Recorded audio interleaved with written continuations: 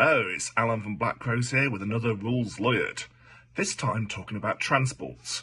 Something that I've noticed that tournament play, lots of people either get wrong or don't realise certain rules. And I've made notes just to make sure that I don't forget anything. So the first thing is when embarking on a transport, you need to be within 3 inches, not wholly within 3 inches on a model by model basis. That means that actually sometimes it's quite easy to get into a transport where getting out can be harder because, as you probably know, when you get out of a transport you have to be wholly within 3 inches. That's every single model.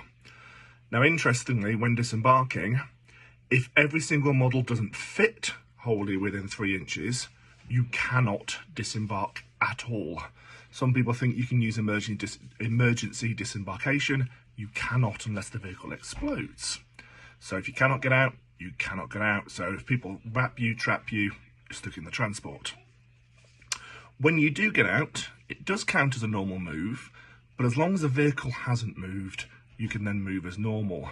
And again, something not everybody realises, the vehicle can move first. So you can disembark, the vehicle can move, and then you can move the troops that were within the vehicle. If the vehicle has moved, made a normal move, then when you disembark, the unit that disembarked cannot then move, but counts as making a normal move. So you can't use heavy, etc. You can't count as stationary. It does count as a normal move. Again, something not everyone realises, whilst they might realise you cannot disembark after an advance, you also cannot disembark after a fallback. So again, if your vehicle is wrapped and trapped and you fall back out of that, you cannot then disembark the troops.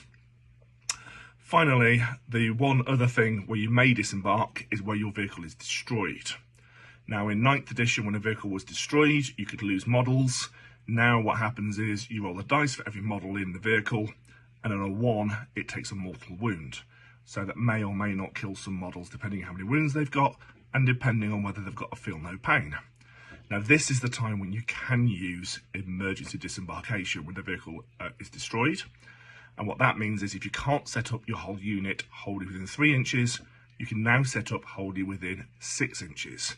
However, you are destroyed on so you take a mortal wound on a 1 to 3 instead of just a 1. And if you cannot fit all your models in, the additional models in fact are destroyed. And you have to set them up before you make the rolls. Hopefully that's everything you need to know about transports.